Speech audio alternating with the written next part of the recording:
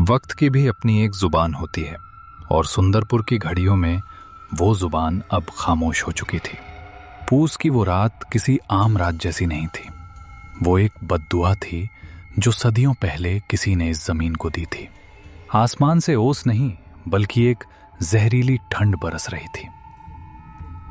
घना सफेद कोहरा पूरे गांव पर ऐसे लिपटा हुआ था जैसे किसी ने मरे हुए जिस्म पर सफेद कफन उड़ा दिया हो। हवा इतनी भारी थी कि सांस लेने में भी फेफड़ों को मेहनत करनी पड़ रही थी। सन्नाटा इतना गहरा, इतना जानलेवा था कि अगर एक सूखा पत्ता भी पेड़ से टूटकर गिरे तो उसकी आवाज किसी धमाके जैसी लगे। सिर्फ एक ही आवाज थी जो इस खामोशी से बगावत कर रही थी। वो थी दूर कहीं से आते हुए आवारा कुत्तों के रोने की आवाज। वो रोना किसी भूख का नहीं था, वो चेतावनी थी। वो कुछ ऐसा देख रहे थे जो इंसानी आंखों से ओझल था। गांव के बस स्टैंड के पास जो अब वीरान पड़ा था, एक टीन की छत वाली छोटी सी दुकान थी। दुकान के बाहर एक अलाव जल रहा था। लकड़ियां चटक रही थीं और लपटें हवा के झोंकों से इधर उधर नाच रही थीं। अलाव के चारों तरफ लोग बैठे थे, लेकिन फिर भी उनके हाथ कांप रहे थे। ये कंपकपी ठंड की वजह से कम और खौफ की वजह से ज्यादा थी। काका, क्या आपको लगता है लखा जिंदा होगा? जिंदा? बिरजू बेटा, मौत सिर्फ वो नहीं होती जब सांस रुक जाए।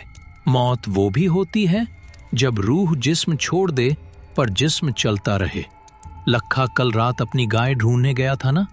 मैंने कहा था, लखा, अगर तू उस सरहद के पार गया तो वापस सिर्फ तेरा नाम आएगा, तू नहीं। अपशकुन, देखो आग भी चाय नहीं पी रही आज। काका, आपको पता है ना आज क्या है? आज अमावस है। मेरी दादी कहती थी कि जब चांद आसमान से गायब होता है तो सिंगा हवेली की मालकिन, वो नर्तकी चंद्रमुखी, अपनी नींद से जागती है। आज की रात हवा का रुख हवेली से गांव की तरफ होता है। सुना है आज भी वो अपनी टूटी हुई पायल पहनती है। अरे बस करो दीनू भाई, क्यों डरा रहे हो? हम सब जानते हैं वहां क्या होता है, लेकिन वो हवेली अब खंडहर है। वहां कोई नहीं रहता, सिर्फ चमगादड़ और सांप है वहां। सांप? रघु, सांप सिर्फ काटते हैं, जान लेते हैं, लेकिन वो हवेली, वो जान नहीं लेती, वो यादों को पी जाती है। तुम्हें याद नहीं, 10 साल पहले वो इंस्पेक्टर आया था, कहता था मैं भूतों को गिरफ्तार करूंगा। अगली सुबह वो इंस्पेक्टर हवेली के आंगन में बैठकर हवा में सितार बजा रहा था। पागल हो गया था वो। आज भी पागल खाने में दीवारें खुरचता है। तभी एक आवाज ने सबका ध्यान खींचा। दूर से आती हुई किसी गाड़ी के इंजन की आवाज, और फिर एक अजीब सा हॉर्न। कोहरे की दीवार को चीरती हुई 2 पीली हेडलाइट्स उनकी तरफ बढ़ रही। इतनी रात को कौन पागल है जो अमावस की रात सुंदरपुर आ रहा है? वो एक खटारा ऑटो रिक्शा था जो शहर के रेलवे स्टेशन से आ रहा था। रास्ता उबड़ खाबड़ था और हर गड्ढे पर ऑटो ऐसे उछलता था जैसे उसके पुर्जे बिखर जाएंगे। ऑटो के अंदर 2 नौजवान बैठे थे, विक्रम और सुमित। दोनों की उम्र करीब 28-30 साल रही होगी। शहर के महंगे कपड़े पहने थे जो इस देहाती माहौल में अजीब लग रहे थे। विक्रम खिड़की से बाहर देख रहा था। बाहर सिवाय अंधेरे और कोहरे के कुछ नहीं था।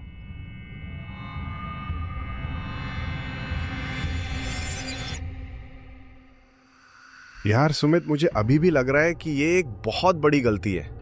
6 साल, पूरे 6 साल हो गए हमें यहां से गए हुए। तेरा वो बैक टू रूट्स वाला भाषण सुनने में अच्छा था, लेकिन हकीकत देख रहा है, यहां सड़क तक नहीं है, नेटवर्क भी गायब है। अगर हमें कुछ हो गया तो एम्बुलेंस भी सुबह तक नहीं पहुंचेगी। अरे विक्की भाई, तू हमेशा नेगेटिव ही सोचता है। देख, शहर के शोर से कितना सुकून है यहाँ। और फिर पापा की आखिरी इच्छा थी कि हवेली, मतलब हमारा वो पुराना पुश्तैनी घर, एक बार रिपेयर हो जाए। हम उसे बेचने ही तो आए हैं, बस 1-2 दिन की बात है। और वैसे भी मुझे बचपन में ये गांव बहुत पसंद था। याद है हम वो पीछे वाले बगीचे में क्रिकेट खेलते थे। हाँ याद है, और मुझे ये भी याद है कि शाम के 6 बजते ही दादी हमें घर के अंदर खींच लेती थी, कहती थी हवा बदल गई है। तभी ऑटो वाले ने अचानक ब्रेक मारा। ऑटो एक झटके के साथ रुका। विक्रम का सिर रॉड से टकराते टकराते बचा। अरे भाई देख के चलाओ, क्या हुआ, गाड़ी क्यों रोक दी? साहब माफ करना, लेकिन मेरा ऑटो इससे आगे नहीं जाएगा। विक्रम ने सुमित की तरफ देखा। सुमित के चेहरे पर भी थोड़ी घबराहट आ गई थी। ऑटो वाले ने उनका सामान, 2 बैग जल्दी जल्दी सड़क पर उतारा। वो सामने देखिए, कोहरे के बीच वो सिंगा हवेली है। आज की रात उस रास्ते से गुजरना मतलब अपनी मौत को दावत देना है। पैसे आप आधे दे देना, पर मैं आगे नहीं जाऊंगा। क्या? अभी तो गांव का मोड़ आया है। हमारा घर तो वो पीपल के पेड़ के उस पार है। यहाँ बीच जंगल में कैसे उतरेंगे हम? एक सलाह मानिए साहब, अगर रास्ते में कोई आवाज आए, कोई आपको नाम से पुकारे या कोई सुरीला गाना सुनाई दे तो रुकना मत, बस चलते रहना, पीछे मुड़कर मत देखना। इससे पहले कि विक्रम कुछ और पूछता, ऑटो वाले ने किक मारी। ऑटो घर घर आया और फिर इतनी तेजी से यूटर्न लेकर भागा जैसे उसके पीछे कोई शैतान पड़ा हो। धूल और धुएं के गुबार में विक्रम और सुमित अकेले रह गए।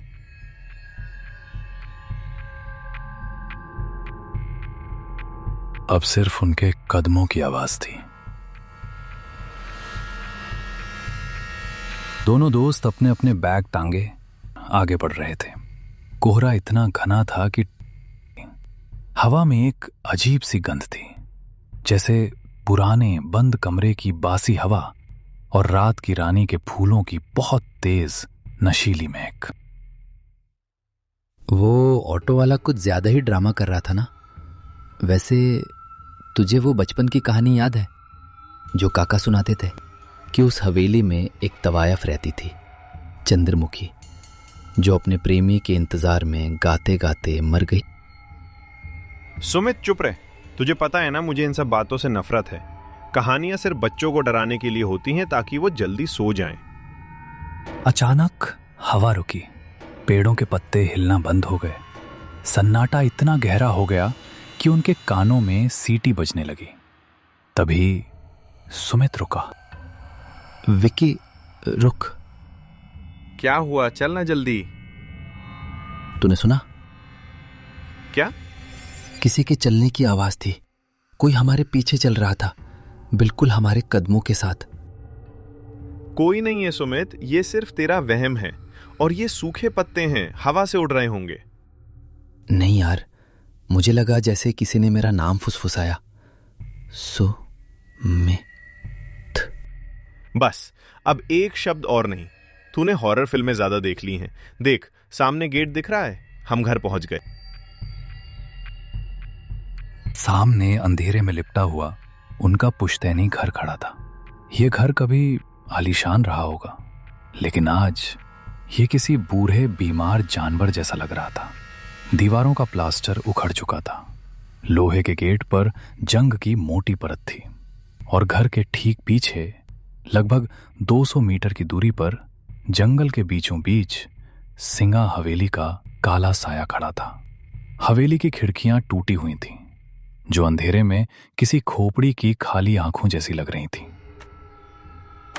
जैसे ही उन्होंने गेट खोला, एक लालटेन की रोशनी उनकी तरफ पड़ी।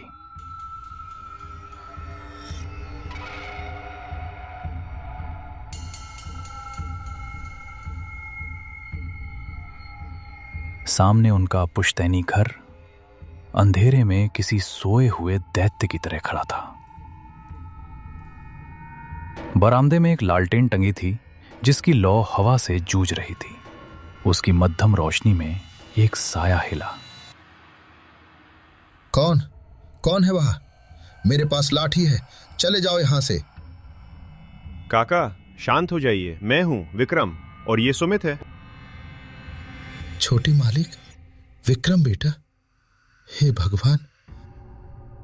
हरिया काका, जो विक्रम को बचपन में अपने कंधों पर घुमाया करते थे, आज उन्हें पहचान नहीं पाए। उनकी उम्र 60 के पार थी, लेकिन आज रात वो 80 साल के लग रहे थे। चेहरे पर झुर्रियां गहरी थीं और आंखों में ऐसा डर था जो सिर्फ मौत को करीब से देखने पर आता है। तुम लोग इतनी रात को? मैंने खत में साफ साफ लिखा था सूरज ढलने से पहले आ जाना। तुम लोगों को अंदाजा भी है कि तुम किस वक्त इस घर की दहलीज पर खड़े हो? अरे काका रिलैक्स कीजिए, ट्रेन लेट थी, फिर ऑटो वाले ने नखरे किए, अब हम आ गए हैं ना। चलिए अंदर चलिए, बाहर बहुत ठंड है। ठंड नहीं है सुमित, ये उसकी सांसें हैं। जल्दी जल्दी अंदर चलो और खबरदार पीछे मुड़कर मत देखना, चाहे कोई भी आवाज आए।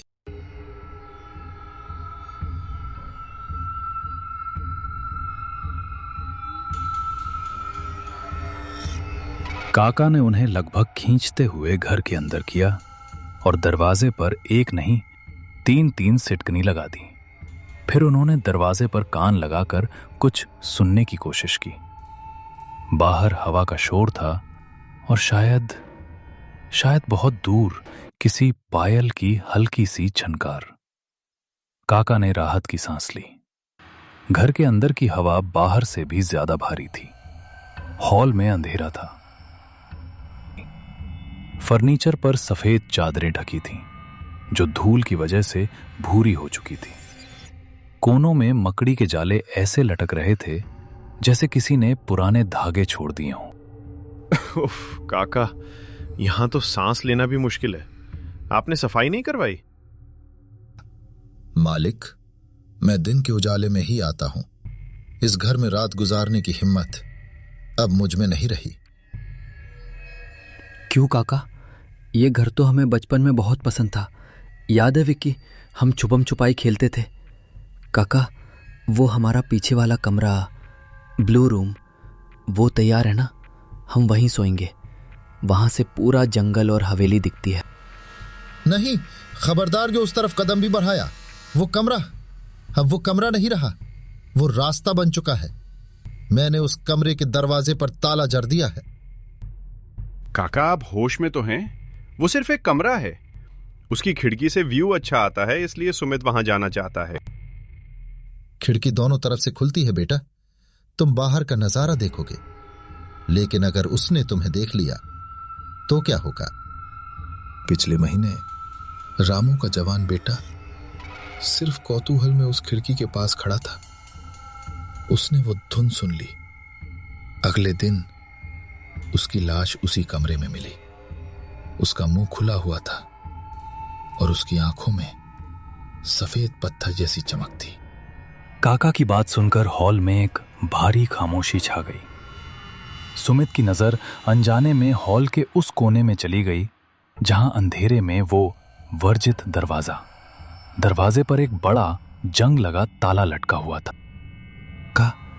क्या इस घर में कोई बिल्ली है? मुझे लगा जैसे किसी के नाखूनों से लकड़ी खुरचने की आवाज आ रही है उस बंद कमरे की तरफ से। विक्रम, तूने काका की बातें दिल पे ले ली हैं। ये पुराना घर है, लकड़ियां चटकती हैं, चूहे होंगे। खाना खा और सो जा। सुबह होते ही हम इंजीनियर को बुलाकर काम शुरू करेंगे और शाम तक वापस शहर निकल जाएंगे। हाँ बेटा, सो जाओ। मैंने तुम दोनों का बिस्तर यहीं हॉल में लगाया है। मैं बरामदे वाले कमरे में सोऊंगा। और सुनो, अगर रात को प्यास लगे तो मटका यहीं पास में रखा है।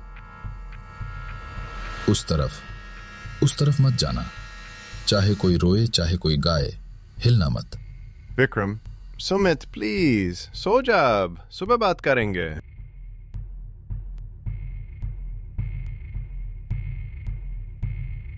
रात गहरी हो चुकी थी। विक्रम अपनी थकान की वजह से तुरंत सो गया। उसकी खर्राटों की हल्की आवाज हॉल में गूंज रही थी। लेकिन सुमित अपनी रजाई में लेटा छत को घूर रहा था। उसकी आंखों में नींद का नामो निशान नहीं था। उसे एक अजीब सी बेचैनी हो रही थी, जैसे उसके शरीर के अंदर चींटियां रेंग रही हों। वो बार बार करवट बदल रहा था। उसकी नजरें न चाहते हुए भी अंधेरे में उस ताले वाले दरवाजे पर जाकर टिक जाती थीं। तभी हवा का रुख बदला। वो आवाज, वो धुन शुरू हो गई। पहले बहुत धीमी, जैसे कोई कान में फुसफुसा रहा हो, फिर थोड़ी तेज। ये कोई साधारण संगीत नहीं था। सुमित, इतने साल कहाँ थे तुम? मेरी धुन अधूरी है, आओ इसे पूरा कर दो। नहीं, ये वहम है। विक्रम, विक्रम उठो। सुमित ने हाथ हिलाने की कोशिश की, लेकिन उसका हाथ जंग गया था। उसे लगा जैसे उसका शरीर अब उसका नहीं रहा। उसकी उंगलियां अपने आप रजाई हटाने लगीं। उसके पैर उसकी मर्जी के खिलाफ जमीन पर उतर गए। सुमित बिस्तर से खड़ा हो गया। उसकी चाल अब इंसानों वाली नहीं थी। वो किसी कटी हुई पतंग की तरह हवा के बहाव में बहता हुआ उस बंद दरवाजे की तरफ बढ़ने लगा। उसकी आंखों की पुतलियां गायब हो चुकी थीं। सिर्फ सफेदी बची थी। उसके चेहरे पर एक अजीब सी शांति भरी मुस्कान थी। वो दरवाजे के पास पहुंचा। उसने अपना हाथ उस जंग लगे ताले पर रखा। ताला, जो लोहे का था, सुमित के छूते ही बर्फ जैसा ठंडा हो गया। बिना चाबी के सिर्फ छूने भर से ताला खुल गया। जंजीरें जमीन पर गिर गईं। आवाज से विक्रम की नींद में खलल पड़ा। उसने करवट बदली। सुमित, रात के करीब 2 बज रहे थे। हॉल में अचानक तापमान गिर गया था। इतनी ठंड थी कि सांस भी धुएं की तरह बाहर निकल रही थी। इतनी ठंड क्यों है काका? खिड़की खुली रह गई क्या? विक्रम, जो थका हुआ था और गहरी नींद में था, एक अजीब सी सिहरन से जाग गया। उसे लगा जैसे किसी ने उसके चेहरे पर बर्फ का ठंडा हाथ रख दिया हो। विक्रम ने अपनी रजाई कसने की कोशिश की। उसकी आंख खुली। बगल का बिस्तर खाली था। सुमित वहां नहीं था। सुमित, पानी पी रहे क्या? विक्रम उठ बैठा। हॉल में गहरा अंधेरा था। सिर्फ वो छोटी सी मोमबत्ती अपने आखिरी सांसें गिन रही थी। उस मध्यम रोशनी में विक्रम ने जो देखा, उससे उसका गला सूख गया। वो वर्जित दरवाजा जिस पर काका ने ताला जड़ा था, वो चौपट खुला था। ताला और लोहे की जंजीरें जमीन पर ऐसे पड़ी थीं जैसे सांप ने अपनी केचुली छोड़ दी हो। उस खुले दरवाजे के उस पार घना काला अंधेरा था और हवा की डरावनी साएं साएं आ रही थी। सुमित, मजाक मत कर यार, बाहर आ जा। लेकिन जवाब में सिर्फ हवा की सीटी सुनाई दी। रोशनी की एक पतली लकीर उस खुले कमरे के अंदर गई। कमरा खाली था। विक्रम दौड़कर खिड़की के पास गया। उसने बाहर झांका। बाहर कोहरे की एक मोटी चादर थी, लेकिन उस सफेदी के बीच उसे एक धुंधली सी परछाई दिखाई दी। कोई था जो घर से दूर जंगल के रास्ते उस पुरानी सिंगा हवेली की तरफ बढ़ रहा था। सुमित! विक्रम चिल्लाया। उसने एक पल भी नहीं सोचा। वो खिड़की से ही कूद गया। नीचे झाड़ियां थीं। कांटों ने उसके पायजामे को फाड़ दिया। पैरों में खरोंचें आईं, लेकिन विक्रम को दर्द महसूस नहीं हो रहा था। उसके दिमाग में बस एक ही चीज थी, अपने दोस्त को रोकना। कोहरा इतना घना था कि 10 कदम आगे देख पाना भी मुश्किल था। विक्रम सुमित के पैरों के निशान ढूंढ रहा था। गीली मिट्टी पर नंगे पैरों के निशान थे, लेकिन सुमित, या वो चीज जो सुमित के शरीर में थी, वो रुक नहीं रही थी। सुमित की चाल अजीब थी। वो चल नहीं रहा था। वो जैसे हवा में तैर रहा था। उसके हाथ शरीर के बगल में बेजान लटके थे और सिर एक तरफ झुका हुआ था। जंगल विक्रम को रोकने की कोशिश कर रहा था। विक्रम का दिल जोर जोर से धड़क रहा था। तभी उसकी टॉर्च की रोशनी सामने पड़ी। विक्रम सिंगा हवेली के मुख्य द्वार के पास पहुंच चुका था। हवेली का गेट लोहे का बना था। सुमित गेट के ठीक सामने खड़ा था। उसका चेहरा गेट की तरफ था, विक्रम की तरफ पीठ। सुमित रुक जा भाई, वहां आगे खाई है, गिर जाएगा। पागल हो गया है क्या? मैंने कितनी आवाजें दी, सुनता क्यों नहीं? आ गए तुम? इतनी देर क्यों कर दी? महफिल सज चुकी है, बस साज की कमी है। सुमित, ये कैसी आवाज है? चल घर चल, काका ठीक कह रहे थे, यहां कुछ गड़बड़ है। घर? ये हवेली ही अब मेरा घर है। वो मुझे बुला रही है, मेरी उंगलियां वो सितार बजाने के लिए तड़प रही हैं। बकवास बंद कर, तुझे डॉक्टर की जरूरत है। सुमित ने एक झटके में विक्रम को ऐसे फेंक दिया जैसे वो कोई कागज का टुकड़ा हो। विक्रम 10 फीट दूर जा गिरा। विक्रम ने देखा कि हवेली का वो भारी भरकम जंग लगा गेट अपने आप खुलने लगा। मेरा इंतजार खत्म हुआ। सुमित ने हवेली के अंदर कदम रखा। अंधेरे ने उसे निगल लिया। विक्रम गेट की तरफ दौड़ा, लेकिन जैसे ही विक्रम गेट के पास पहुंचा, गेट एक तेज धमाके के साथ उसके मुंह पर बंद हो गया। विक्रम ने गेट को पीटना शुरू कर दिया। खोलो सुमित, बाहर आ, खोलो इसे। लेकिन गेट टस से मस नहीं हुआ और तभी हवेली के अंदर से रोशनी जल उठी। विक्रम पागलों की तरह हवेली के उस लोहे के गेट को पीट रहा था। अंदर सुमित गायब हो चुका था और बाहर विक्रम अपनी सांसों से लड़ रहा था। हवेली के अंदर से अब वो धुंध इतनी तेज हो चुकी थी कि जमीन भी कांप रही। सुमित, बाहर आ, भगवान के लिए दरवाजा खोलो, कोई है? खोलो इसे। तभी बिजली कड़की। विक्रम ने देखा कि हवेली की बाईं तरफ एक पुरानी खिड़की की जाली टूटी हुई थी। वो जमीन से थोड़ी ऊंचाई पर थी और उसके नीचे एक सूखे पेड़ की डाल लटक रही थी। विक्रम दौड़ा। उसने पेड़ की खुरदरी छाल को पकड़ा और ऊपर चढ़ने लगा। अंदर से सड़े हुए फूलों और पुराने इत्र की इतनी तेज बदबू आई कि विक्रम का सिर चकरा गया और अंधेरे में अंदर कूद गया। विक्रम अब हवेली के अंदर था। बाहर की ठंड यहां गायब थी। यहां एक अजीब सी चिपचिपी गर्मी थी। दीवारों पर बड़े बड़े तैल चित्र टंगे थे, लेकिन उन चित्रों के चेहरे खुरच दिए हुए थे। विक्रम रोशनी की तरफ बढ़ा जो मुख्य हॉल से आ रही थी। जैसे ही वो हॉल के दरवाजे पर पहुंचा, उसके पैरों तले जमीन खिसक गई। फर्श पर बेशकीमती कश्मीरी कालीन बिछा था और वहां महफिल सजी थी। हॉल के किनारों पर लोग बैठे थे।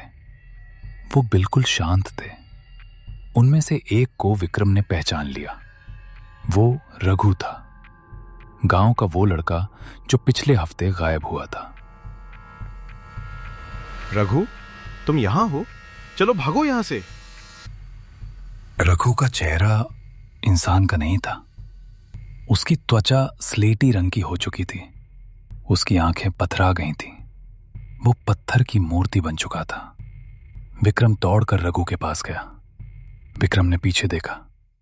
बाकी लोग भी, सब के सब पत्थर बन चुके थे। ये वो बदकिस्मत लोग थे जिन्होंने वो धुन सुनी थी। हवेली ने उन्हें मारा नहीं था, उन्हें अपना दर्शक बना लिया था, हमेशा के लिए। तभी विक्रम की नजर हॉल के बीचों बीच गई। वहां हवा में जमीन से 5 फीट ऊपर एक लाल रंग का सितार तैर रहा था। उस सितार के तार अपने आप हिल रहे थे। कोई अदृश्य उंगलियां उसे बजा रही थी और उस सितार के ठीक नीचे सुमित खड़ा था। सुमित का शरीर हवा में थोड़ा ऊपर उठ रहा था। उसका हाथ धीरे धीरे उस सितार की तरफ बढ़ रहा था। जैसे ही वो उसे छुएगा, उसका भी वही हाल होगा जो रघु का हुआ। कितनी सुंदर है ये। मेरे हाथ मेरे हाथ इसे छूना चाहते हैं। सुमित नहीं, पीछे हट, वो साज नहीं, वो मौत है। विक्रम सुमित की तरफ दौड़ा, लेकिन जैसे ही उसने हॉल के बीच वाले हिस्से में कदम रखा, एक अदृश्य दीवार ने उसे टक्कर मारी। विक्रम गिर पड़ा। हवा में एक गूंजती हुई क्रोधित औरत की आवाज आई। खामोश, मेरी महफिल में शोर मचाने की जरूरत कैसे हुई? ये मेरा नया साजिंदा है।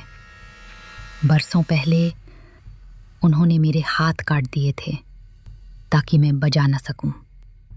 कहा था तेरी कला सिर्फ हमारे लिए है। जब उन्होंने मुझे मारा तो मैंने कसम खाई थी, अब मैं खुद नहीं बजाती, मैं दूसरों के हाथों से बजाती हूं। और जब वो बजाकर थक जाते हैं तो मैं उन्हें अपनी कला बना लेती हूं, पत्थर की मूरत। नहीं, मैं सुमित को पत्थर नहीं बनने दूंगा। मुझे इस आवाज को रोकना होगा, मुझे इस साज को तोड़ना होगा। विक्रम ने इधर उधर देखा। हॉल की छत बहुत ऊंची थी और ठीक उस तैरते हुए सितार के ऊपर एक विशाल लोहे का झूमर लटक रहा था। उसकी रस्सी पुरानी थी और दीवार के कोने में एक खूंटी से बंधी थी। वक्त बहुत कम था। सुमित, मैं तुझे कुछ नहीं होने दूंगा। विक्रम ने इधर उधर देखा। हॉल की छत बहुत ऊंची थी और ठीक उस तैरते हुए सितार के ऊपर एक विशाल लोहे का झूमर लटक रहा था। उसकी रस्सी पुरानी थी और दीवार के कोने में एक खूंटी से बंधी थी। वक्त बहुत कम था। विक्रम ने पास पड़ी एक पीतल की भारी मूर्ति उठाई। उसके हाथ कांप रहे थे। निशाना चूकने का मतलब था सुमित की मौत।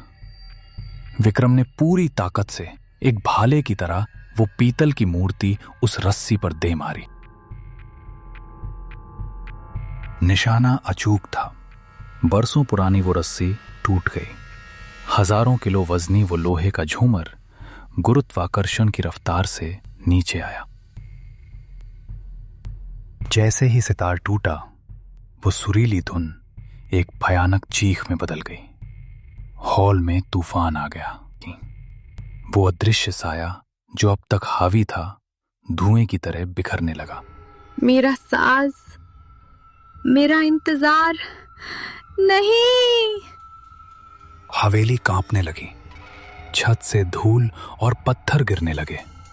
सुमित जो हवा में था, एक बेजान कठपुतली की तरह जमीन पर गिर पड़ा। सुमित, उठ भाई, भागना होगा, ये जगह गिर रही है। सुमित बेहोश था। उसको होश आया और वो हवेली से बाहर की ओर भागे।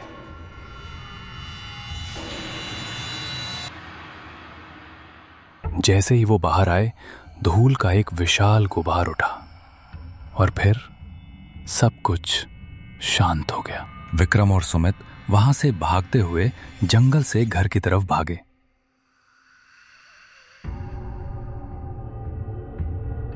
लेकिन वो अब बहुत डर में, जिसकी वजह से वो कुछ समझ नहीं पाया और वहीं बैठ गया।